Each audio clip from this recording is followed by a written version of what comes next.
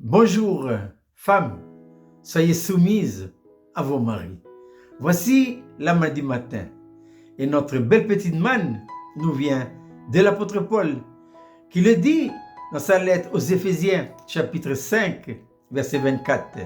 Paul dit ceci: Or de même que l'Église est soumise à Christ, les femmes aussi doivent l'être à leur mari en toutes choses.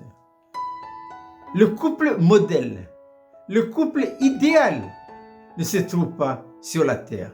Sur la terre, toutes les vies de couple traversent tous, sans exception, des difficultés, des problèmes, des tensions et tout ce qu'on veut.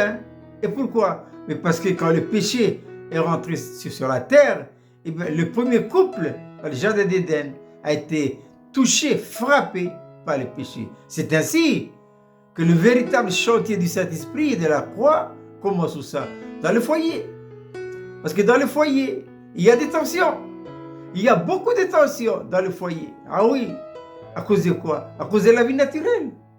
Il faut vraiment que la croix fasse son œuvre pour casser, pour briser tout. C'est pourquoi, dans la mardi matin, l'apôtre Paul dit, sous l'inspiration du Saint-Esprit, femme, soyez soumises. Il commence par la femme, parce que le péché, qui a été séduit dans le jardin? C'est pas Adam, c'est Ève.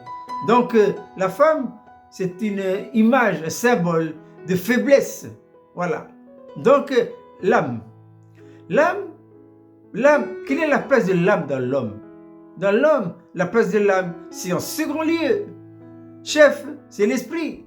Mais à cause du péché, l'âme a pris la place de l'esprit et l'esprit a été rétrogradé. Dans la mardi ce matin, Jésus, c'est lui le chef de l'Église. L'Église, c'est l'épouse. Je disais tout à l'heure, il n'y a pas de couple idéal et modèle sur la terre. Tous les vies de couple sont tous pareils. Que ce soit évangélique, pasteur, docteur, diacre, ecclésia ou gens du monde, c'est pareil. On a tous des problèmes. Et tous. Le seul couple modèle où il n'y a pas de tension, où c'est vraiment le vrai amour agapé, et où? C'est dans le ciel. C'est Jésus-Christ et l'Église que le Seigneur nous donne des grâces de nous inspirer sur le modèle. Mais pour que cette inspiration soit réelle, il faut la révélation. Il faut que le Seigneur Jésus-Christ, par le Saint-Esprit, révèle. Mais qu'est-ce que la révélation? La révélation, c'est quand il nous fasse connaître dans notre intuition quelque chose de lui-même.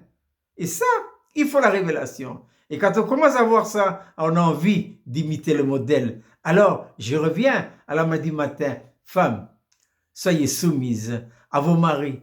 Comme l'Église, là dans les lieux célestes, elle est soumise à Christ, qui est son époux.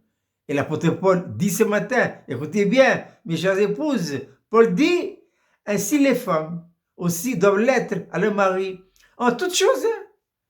Et ici, toutes choses, c'est au pluriel, pas en certaines choses. Le mari, c'est lui le chef du foyer.